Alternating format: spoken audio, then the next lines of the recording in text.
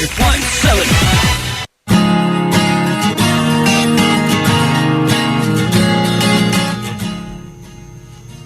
जी। और दोस्तों, जैसा कि हमने आपसे वादा किया था कि हम आपको अपने सेकेंड हाफ यानी कि जीएमएल के सेकेंड हाफ में मिलवाएंगे एक जल योद्धा से, और हमारे साथ आज के जल योद्धा हैं दोस्तों। ये जो हमारी जो श्रृंखला है, ये 3 सितंबर से आकाशवाणी लखनऊ की एक विशेष मुहिम जिसे हम चला रहे हैं, जिसके अंतर्गत हम एक विशेष श्रृंखला लेकर आए हैं, बूंदों की ना टूटे लड़ी। ये ह्यूमन चेन ऑन एयरवेव्स है, यानी कि रेडियो के माध्यम से हम 100 दिनों तक अनवरत एक श्रृंखला चला रहे हैं, जिसमें हम प्रतिदिन आपकी मुलाकात एक ऐसे जल योद्धा से कराते हैं जिन्होंने जल संरक्षण के क्षेत्र में विशेष कार्य किया है।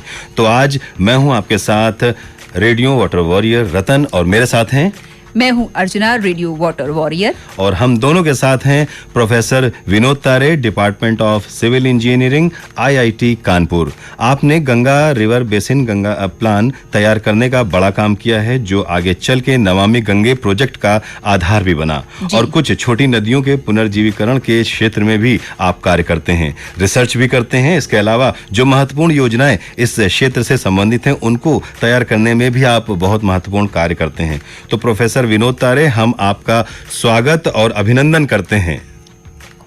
नमस्कार आपके सभी श्रोताओं को मेरी तरफ से नमस्कार। सर, हम चाहेंगे कि जो आपका कार्य है, एक जल योद्धा के रूप में आपके कार्य की कहानी आपकी जुबानी हम सुनना चाहेंगे आपसे ही। तो ये है कि नदियों का संरक्षण सभी लोग जानते हैं कि बहुत महत्वपूर्ण है हमारे जीवन के लिए जी। और नदियों का संरक्षण करने के लिए एक योजनाबद्ध तरीके से काम होना चाहिए। जी, तो योजना बनाने का काम, अध्ययन करने का काम तो हम करते हैं, पर हमारी सबसे बड़ी चुनौती होती है कि जो संस्थाएं उसको जमीनी स्तर पे उतारती है और आम लोग जो जमीन से जुड़े होते हैं उनके तक ये जानकारी कैसे पहुंचाए। सबसे बड़ी चुनौती हमारी होती है, क्योंकि उनको जब तक समझ में नहीं आएगा तब तक क्रियान्वयन होना बहुत मुश्किल होता है। जी जी जी जी। प्रोफेसर तारे, चूंकि आप फील्ड में जाकर तो कार्य नहीं करते, आपका काम रिसर्च करना है और उससे संबंधित उस रिसर्च पर आधारित महत्वपूर्ण योजनाओं को निर्मित करना है, तो हम ये काम आपके लिए कितना चुनौतीपूर्ण होता है, आप हमें बताएं। क्योंकि चुनौतीपूर्ण तो एक तो हमें उसकी आंकड़े तैयार करने होते हैं, है ना, उसी के आधार पे, क्योंकि जब तक हम एविडेंस तैयार नहीं करते हैं तो कोई भी योजना बिना एविडेंस के बनाना बहुत मुश्किल होता है। बिल्कुल, तो बिल्कुल। एक तो एविडेंस करना, और उसके बाद उस एविडेंस को जब हम उसके एनालिसिस करते हैं तो जो उसके संबंधित संस्थाएं हैं और लोग हैं, जैसे मैंने बताया, उनको तक पहुंचाना, उनको समझाना। बिकॉज जल का विषय ऐसा होता है क्योंकि नदी और जल के जो संसाधन है वो सभी के लिए होते हैं। जी सर। और उसमें वाद विवाद होना बहुत स्वाभाविक है ना। बड़ी बड़ी नदियों पे भी देखते हैं और छोटी नदियों पे भी देखते हैं। जी जी, बिल्कुल। अब वो वाद विवाद सुलझाने का सबसे अच्छा तरीका ये है कि हम टेबल पे बैठे और सुलझाए उसको। और वो टेबल पे निगोशिएशन तभी मीनिंगफुल होते हैं जब सबके साथ सही जानकारी हो। बिल्कुल बिल्कुल सही बात सर। सर, एक कॉमन मैन जो कि एक आम आदमी है, वो भी नदियों के पुनर्जीवीकरण में अपना किस तरह से योगदान दे सकता है, इसके लिए आप क्या कहना चाहेंगे? सबसे महत्वपूर्ण तो है सभी लोगों को समझना चाहिए कि हम जल का इस्तेमाल कैसे करते हैं। हाँ, ये तो हम सब जानते हैं कि जल को हमको बचाना चाहिए, हम नल को खुला नहीं छोड़े, पानी को वेस्ट नहीं करें। पर सबसे महत्वपूर्ण जानकारी मैं आम लोगों को देना चाहूंगा कि सबसे महत्वपूर्ण जो जल का हम इस्तेमाल करते हैं वो अपनी गंदगी को एक जगह से दूसरी जगह तक बहाने के लिए करते हैं। ये लोगों को समझना बहुत जरूरी है। टॉयलेट में हम फ्लश करते हैं, और अब तो हम हमारा ये भी है राष्ट्रीय स्तर पे कि हम सबके लिए शौचालय बनाना चाहते हैं, प्रोविजन किया भी है ना। अब शौचालय का सबसे महत्वपूर्ण ये होता है कि जो शौचालय में हम गंदगी गिराते हैं वो बहाना चाहते हैं पानी, है ना। तो ये सबसे महत्वपूर्ण उपयोग हम गंदगी को एक जगह से दूसरी, तो वो जब बहा दे रहे हैं तो उसका क्या होता है ये लोगों को समझना जरूरी है। क्योंकि अंत में वही नदियों में जाके मिलता है, वही तालाबों में जाके मिलता है। तो लोगों को इसकी जिम्मेदारी अपनी लेनी चाहिए कि भैया मैं कर रहा हूँ तो मेरी जिम्मेदारी होनी चाहिए।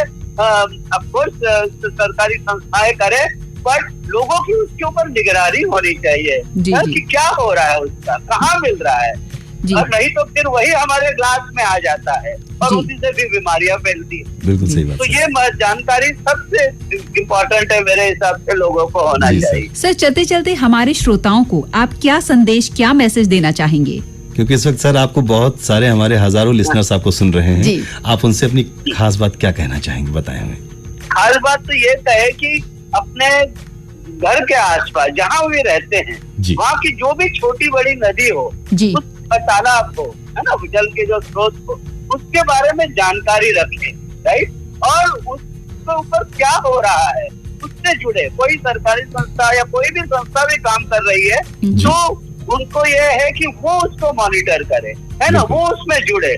और ऐसी छोटी छोटी नदी और तालाब यदि ठीक होते जाएंगे तो बड़ी नदियां तो अपने आप से ठीक हो जाएगी। बिल्कुल सही बात है। तो जमीनी स्तर पे अपने घर के सामने आप रोज जाइए उसके पास, है ना, और देखिए कि उसका क्या हाल है, वो सुधर रही है कि बिगड़ रही है। ये सबसे महत्वपूर्ण है। जुड़ना बहुत जरूरी है लोगों का जल स्रोतों से और नदियों से। वाकई में सर आपने जो इतनी महत्वपूर्ण बातें बताई हैं और इनसे लोगों को बहुत बड़ी सीख भी मिली है, और वाकई में आपकी इन बातों को सुनकर लोग अवश्य इस बात को समझेंगे और साथ में नदियों के पुनर्जीवीकरण के लिए जो आपने जिम्मेदारी की बात की उस पर जरूर गौर करेंगे और उस पर सहयोग करेंगे। प्रोफेसर तारे, आप हमारे साथ जुड़े, इसके लिए आपका बहुत बहुत शुक्रिया, धन्यवाद। इतनी महत्वपूर्ण जानकारियां हम तक पहुंचाई, इसके लिए भी आपका बहुत बहुत आभार सर। श्रोताओं, बूंदों की न टूटे लड़ी जल संरक्षण की विशेष मुहिम जो आकाशवाणी के द्वारा चलाई जा रही है, इस कड़ी में आज आपने सुना professor Vinod Tare, department of civil engineering, IIT Kanpur. जल संरक्षण के क्षेत्र में अगर आपने भी कोई योगदान दिया है या आप काम कर रही हैं, है ना, जल संरक्षण पर, तो आपको हम तक मेल करना है और हमें अपनी प्रतिक्रियाएं भेजना है और हमें बताइए कि जल संरक्षण की ये मुहिम जो आकाशवाणी चला रहा है पूरे 100 दिन तक, है ना, आपको कैसी लग रही है। आप अपनी प्रतिक्रियाएं हमें भेज सकते हैं। हमारा ईमेल ID है bkntl100@gmail.com। इस मेल ID पर आप अपनी जो बातें हैं जल संरक्षण से संबंधित या आप कुछ विशेष कार्य कर रहे हैं जल संरक्षण से संबंधित, वो आप हमें लिख के भेजिए। हमें आपकी मेल्स का इंतजार रहेगा, आपकी प्रतिक्रियाओं का इंतजार रहेगा, क्योंकि दोस्तों जल है तो कल है।